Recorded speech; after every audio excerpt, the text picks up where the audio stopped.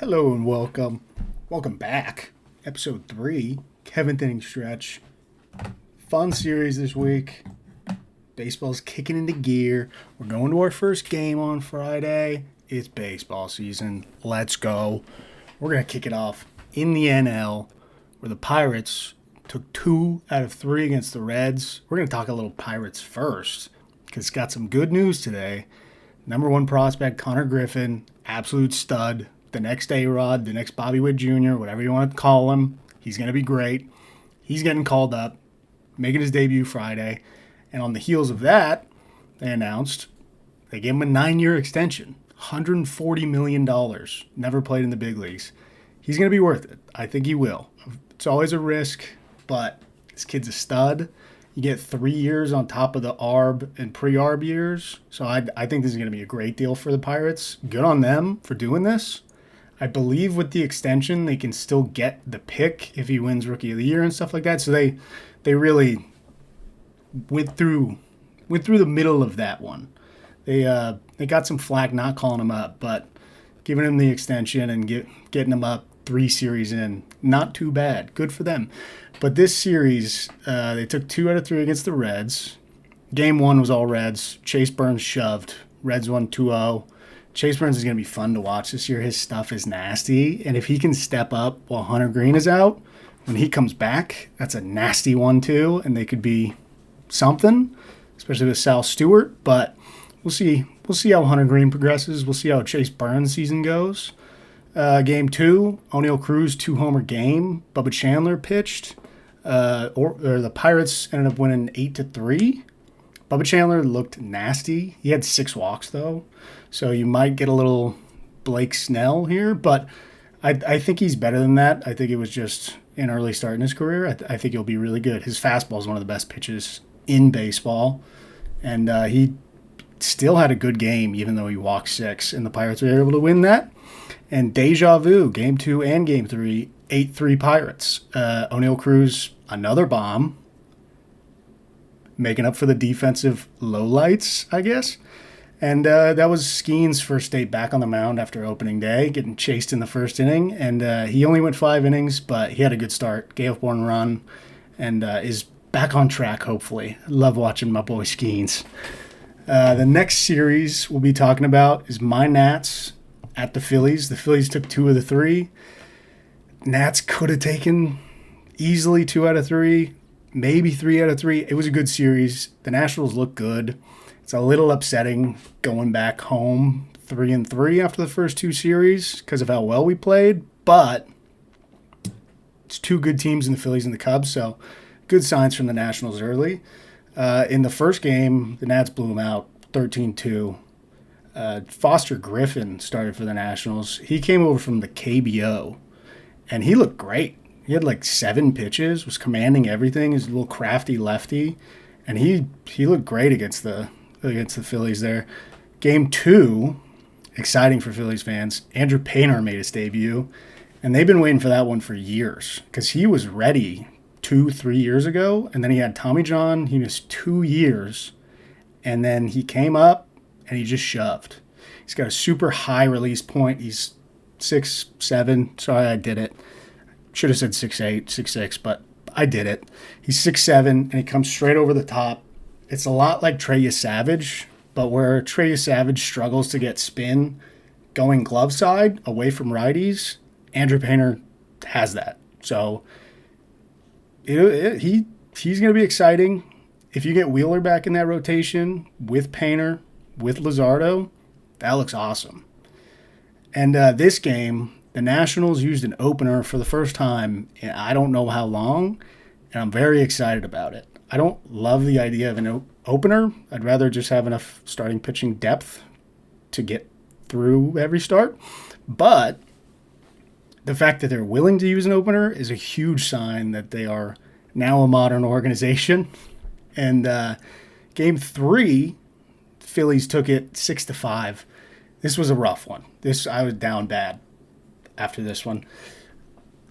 Nats had the lead, 2-run lead in the 9th, and they just blew it. Walking people, It was miraculous they didn't end it in the ninth, but it went to extras, and good for Justin Crawford. First career walk-off hit. He's going to be good too. I mean, he hits the ball really hard, but it's all into the ground. The good thing about that is he's so fast that it plays, but if he can lift that launch angle with how good he is defensively, how fast he is, he's going to be a good player. So he'll be fun to watch. The next series we're going to go into, yikes. White Sox Marlins. The Marlins took 2 of the 3 games. Ugh. I'm sorry. The Marlins are fun this year, but the stink of the White Sox just drags the Marlins down. This is not a fun series to look at, but there were some cool things. Game 1, White Sox, high-scoring game, 9-4. Miguel Vargas hit a grand slam. Game 2, there's a lot of high-scoring games. 9-2 Marlins. The White Sox had an inning with 4 errors. Or I think it was 3 or 4 errors. And the Marlins scored 4 runs in the inning. Yikes. And then game 3 was the most fun for my pitcher lovers out there because Sandy Alcantara took the mound and he threw a Maddox. And if you don't know what a Maddox is, it's a shutout throwing less than 100 pitches. He threw a complete game shutout, 93 pitches. Liam Hicks had 4 RBIs. The Marlins dominated 10-0. And we'll move it to the Windy City where it is, in fact, very windy. The first 6 games have been madness. The Angels were in town against the Cubs, and big development for the Cubs. Game 1, 7-2 win. Edward Cabrera looked awesome. And he is going to need to look awesome for them to be a serious threat because that lineup is great. The defense is great. The bullpen's good enough. What you're going to struggle with is that rotation. It is deep with a lot of okay guys, but they don't have the dude. And Edward Cabrera could be that to pair with Cade Horton, Justin Steele when he gets back. Now you're talking about a fun rotation. That's called a sip of water. Game 2, another nasty win game. This one was a bad win game. It was blowing straight in. And I think the Cubs lost once the starters got announced and that wind was happening because Jose Soriano was on the mound for the Angels. If you don't know who he is, the best ground ball artist in the game. He absolutely shoved.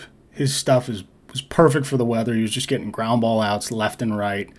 Angels won 2-0 in a very low-scoring wind game.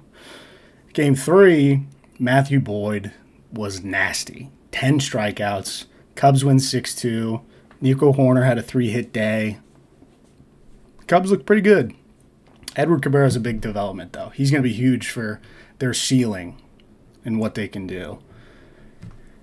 The next series we're going into is Rays-Brewers. The Brewers took 2 of 3, but my note before the series even happened is, does this feel like they're looking in the mirror when these teams play each other?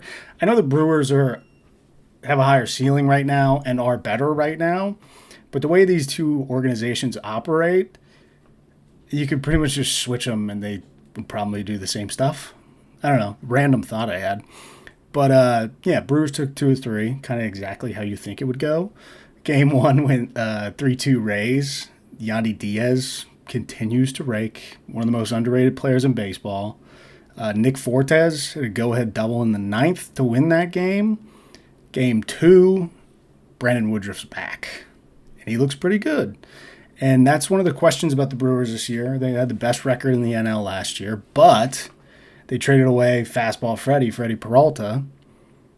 Is the top of the rotation going to be good enough? Is Mizurowski going to step up? Will Woodruff look that good when he comes back? These are the questions people are asking. They have so many arms, but is the top of the rotation good enough? Same conversation as the Cubs. Woodruff being back and looking good is helpful. You also had a Gary Sanchez home run in the year 2026. That just caught me off guard. I know that's pretty much all he's there for, is just to be a catcher and hit for pop and strike out a lot. But the name jumped off the screen. Gary Sanchez, still doing it. Good for him. Game 3. Miz looked good again. Jacob Mizurowski. Him and Woodruff, like I said, going to be huge. It was tied 2-2 going into the eighth, and the Brewers dropped a 6 spot on the Rays and ended up winning with that 8-2 score. That's a backbreaker. That's the worst feeling in the world.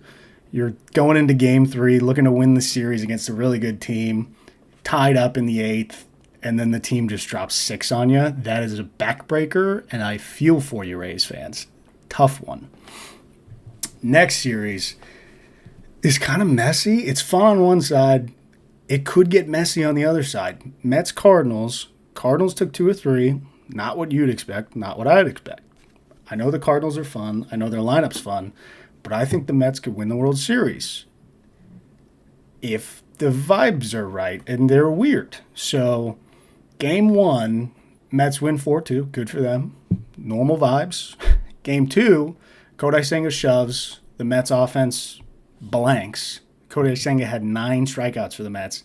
They still end up losing 3-0. And then game 3, they lose 3-1 or 2-1. So the offense just died. And there were a couple plays. I don't if you guys saw these. Look it up. Francisco Lindor. There was one play where he was playing shortstop. There was one out, routine ground ball double play to him, and he thought there were 2 outs, so he just touched the base and stood there. Didn't get the guy out at first. The other clip I saw was Lindor getting a lead off of first, getting a lead that was too long against a lefty and was not intense at all. It was just a slow shuffle off that was way too far against a lefty. The lefty stepped off, quick fired over, and Lindor just stood there. He didn't dive back. He didn't get in a rundown. He gave Bryce Harper a hug. What? Hello? I don't know, man. That's weird. That's weird. Juan Soto and Francisco Lindor not shaking hands on opening day? Weird. The Mets are weird, man. I don't get it. They should be so good. As a Nationals fan, I hope it doesn't get fixed. I don't know, man. I think they'll be fine, but why are the vibes so weird? They have so many good players, man. Just do your job. You're getting paid so much. Next series, we got Giants-Padres. I don't think anyone wants to watch these two teams right now. Not to be disrespectful. I think they'll have fun stretches throughout the season. I don't think either of them have looked that great out of the gates. I know playing each other doesn't help, but the first game, Landon Roop is a bright spot for the Giants. He looked good, and the way he pitches, his pitch mix, I think it's awesome that he gets to learn under Logan Webb, because they're very similar, heavy sinker balls. So I think look out for him in his rookie year, being under Logan Webb. He could make some noise. 3-2 Giants win in game 1. Game 2 was Walker Buehler. I hate to say it, I've loved Walker Buehler ever since he was at Vanderbilt. He's my guy. Even though he's a Dodger, that was tough, but he's still my guy. He's not it this year. And this is part of the reason I was worried about the Padres. He just gave up everything. Didn't look that great. I don't think it's going to be a great year for him. I hope it is. I love watching him pitch, but the Padres rotation could be some trouble. Giants won that game 9-3. Willie Adames had 4 hits and a homer. It was a blowout. Game 3 went the other way. 7-1 Padres. Nick Pivetta, again, like some of the conversations with the Cubs and the Brewers, the Padres have less depth in the rotation for sure, but it's the same conversation of they need the top-end guy. So if Pivetta can look like this, that's good. That's very good. They need Pivetta to be good. So if that continues, they can make some noise as long as you get some good starts from the 2 through 4s. But I don't see it with the Padres yet. We'll see. We will see. I don't see it with either of these teams yet. Tony Vitello is still giving me weird vibes. So we'll keep an eye on those teams. I'm down on them. And what doesn't help with that is this next series, the D-backs swept the Tigers. Are the D-backs the second best team in the NL West? Right now, I think yes. Corbin Carroll was getting hot. He had a homer in the sandwich games, game 1 and game 3. and he perfectly sandwiched the Jose Fernandez game. Not that Jose Fernandez, rest in peace. This is a middle infield prospect for the D-backs who was playing first base. He's their number 27 prospect, so he's not a crazy prospect, but he had an insane game. Basically won the D-backs game 2, 7-5. He had 2 homers in his debut. What an awesome story. Good for him. And then game 3 was one of the more fun games of the week. Tarek Skubal on the mound for the Tigers throws a gem. The one mistake he made was a Corbin Carroll homer. That was it. 1-0 D-backs for the sweep. They blow a Tarek Skubal gem, which they can't afford to do. Well, maybe they can with Fromber there now, but it's tough, man. When the best pitcher on the planet, or one of the two, I think Skeens is one, whatever, when he gives you that kind of start, you got to win that game. So that's tough. D-back sweep might be the second best team in the NL West. They're not the first, I can tell you that, but they look good so far. Next series, Guardians-Dodgers. And what I said about, what was it, the Rays and the Brewers earlier, about looking in a mirror, I think it's like that with the Guardians and the Dodgers. And you might think, what? What do you mean? I think the Dodgers looking at the Guardians looks like they're looking in a mirror that makes you broke. You know what I mean? Like if you were wearing a Rolex, what did I just say? A Rolex? Am I 5? If you were wearing a Rolex and you looked in this mirror, it would turn into like what's a cheap watch? A G-Shock? A Buzz Lightyear toy watch? Like the Guardians and the Dodgers operate very similarly and are very well run, but the Guardians are broke and the Dodgers are flexing. I don't know. Just a stupid, fun observation. Game 1, Guardians won.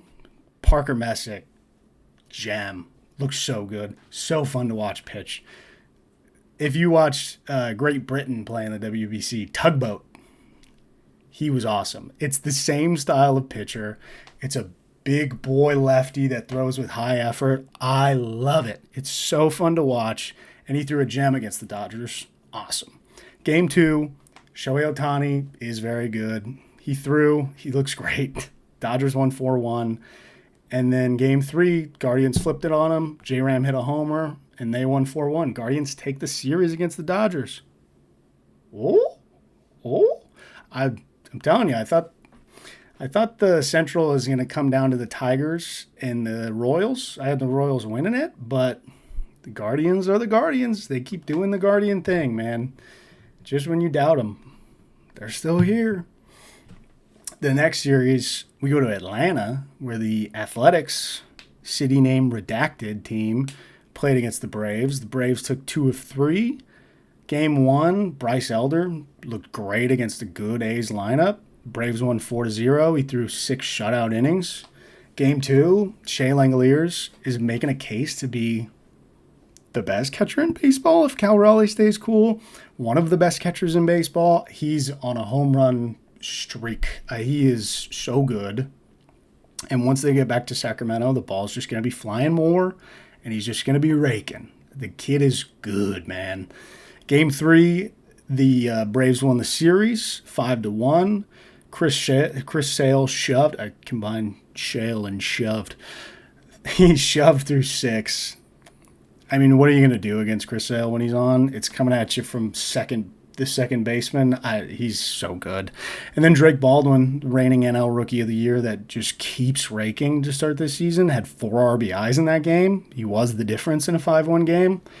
Braves, with health, are good. It's early on, so I feel great about a lot of teams. Eventually, teams will start falling by the wayside, but early on, it's like, I like this team. I like this. Oh, this team could be great. It's hard to figure out.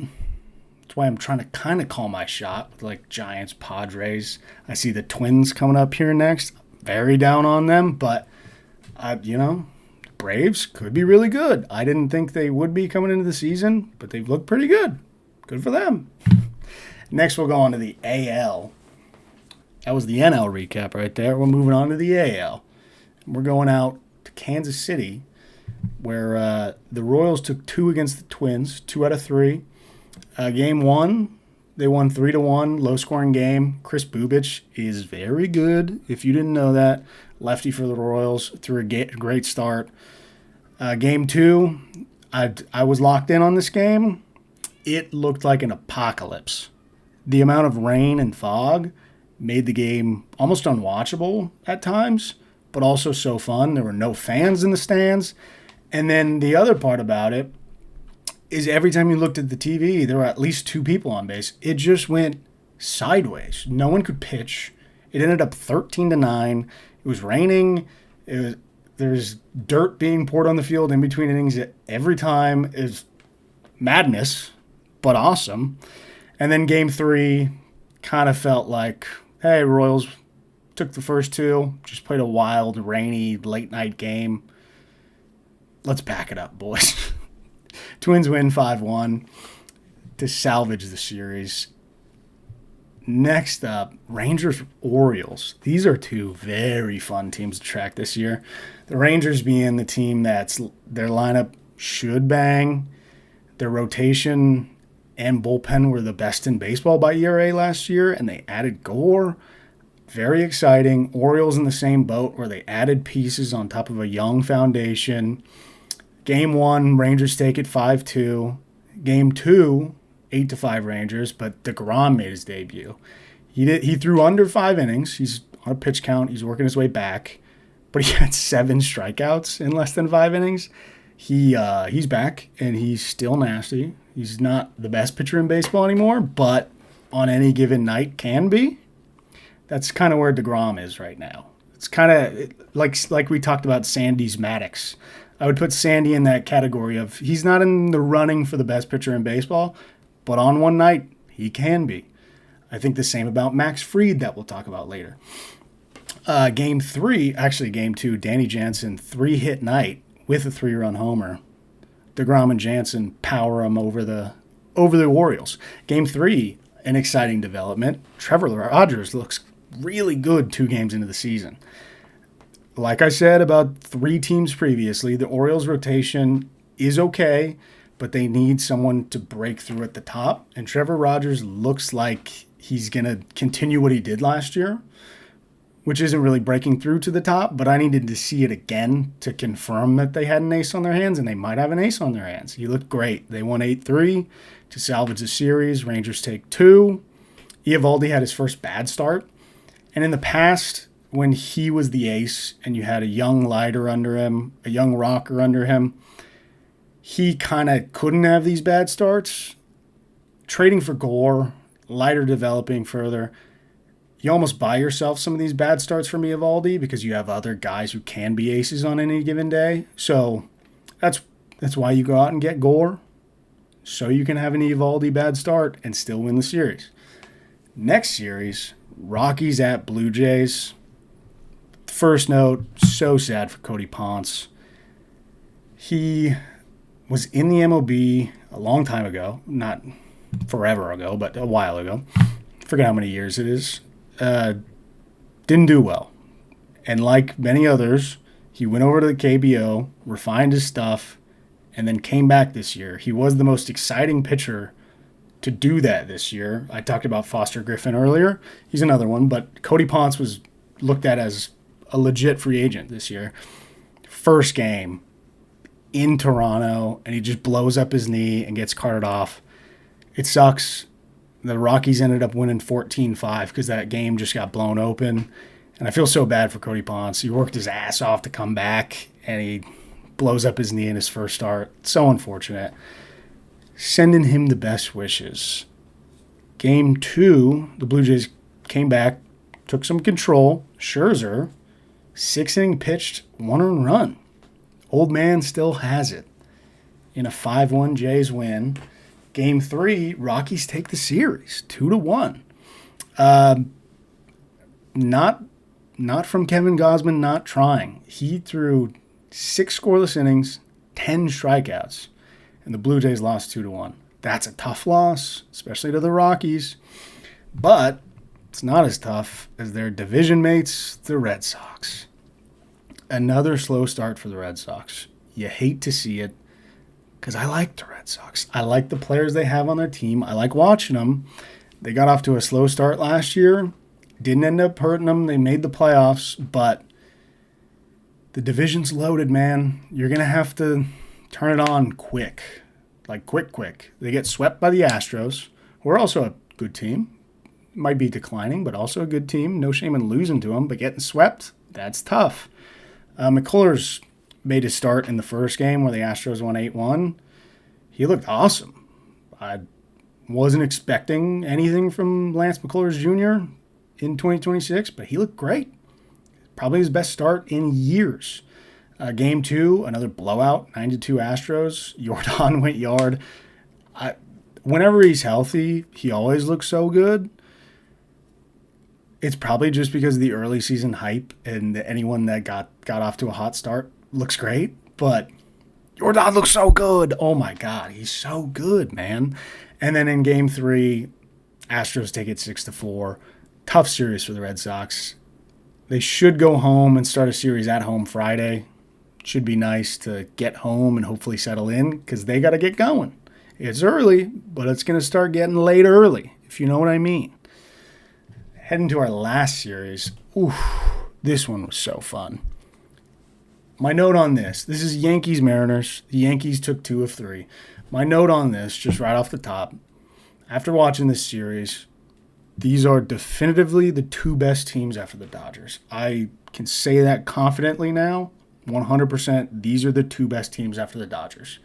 And the fact that they reside in the AL makes me confident that they have the second and third best chances to win the World Series because you don't have to go through the Dodgers unless they meet you in the World Series, which is likely, but you've less of a chance of it. And these rotations are disgusting. We've always known about Seattle's.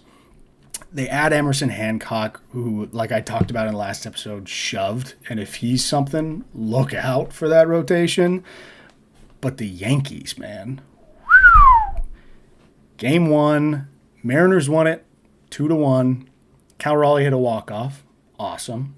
Best catcher in baseball. He goes, you said, what about Shea Langoliers? Watch this walk-off.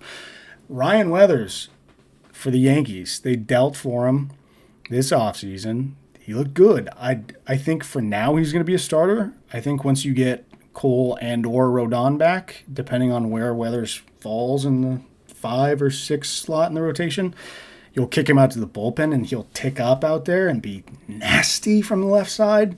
But he looks good as a starter. Game 2, 5-0 Yankees. Is this the Max Fried Cy Young campaign? Because it looks like it. He is shoving. 2 starts into the season, I get it.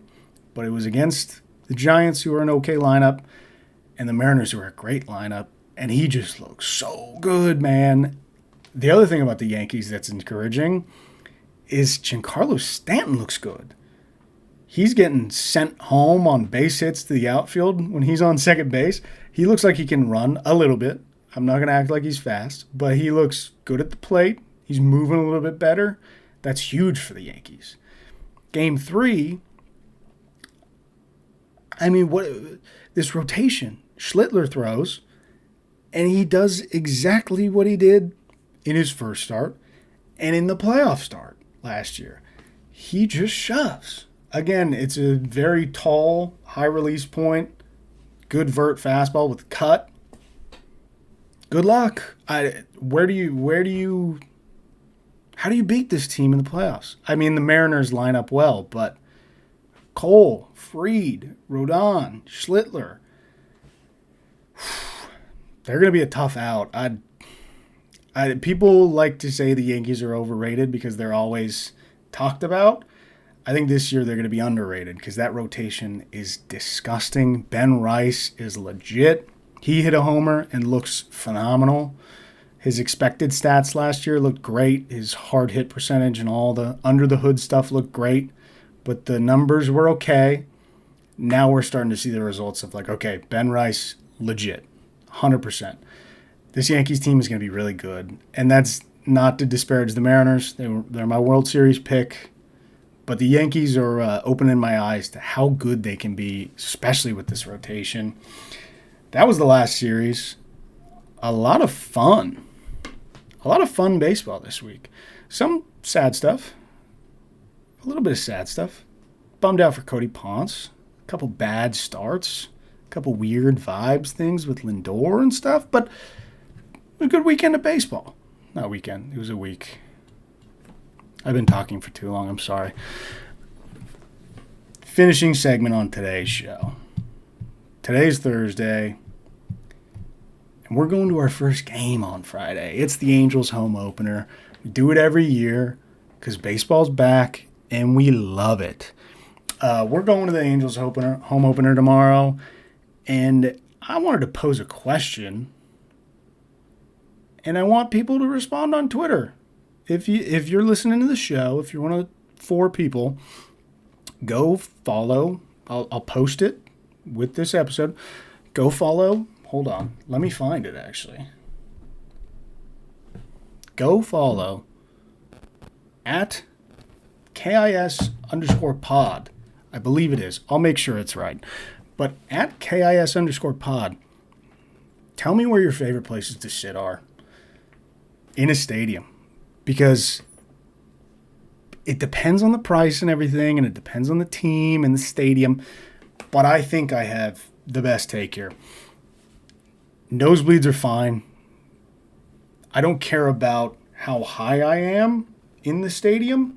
I just need to be behind home plate or in the vicinity. It can be on a swing of home plate, but I'm not going past the bases.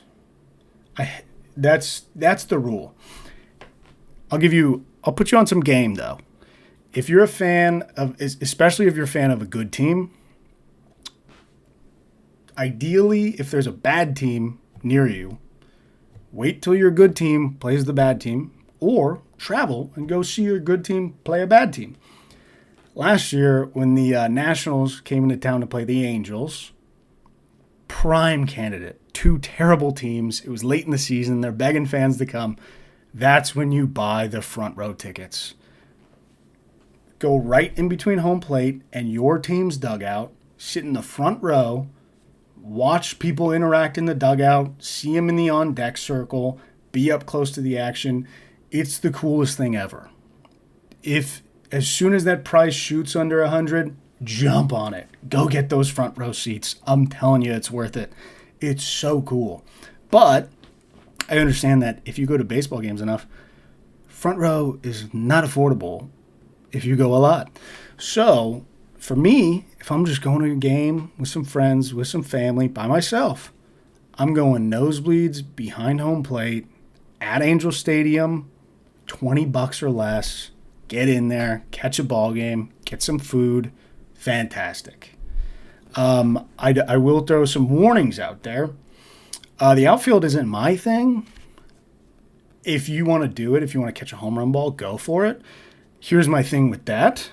If you bring a glove, you have to catch the ball. If you are wearing a glove, especially as a grown man, and a ball is hit to you, and it goes in the glove or in your vicinity and you don't catch it, that's a bad look.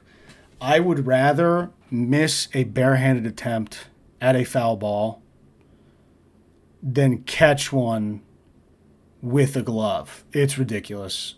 And you look bad. So don't bring a glove unless you're positive you're going to catch that thing. Or just go for your hands, Which reminds me, I've been to 1,000 baseball games. A lot of baseball games. Never gotten a foul ball. Never gotten a home run. Which leads me to a concern. You guys have seen the videos of a grown man getting a foul ball. And then there's a kid next to him. And then people go, hey, give the kid the ball. And then if they don't, they start booing the guy.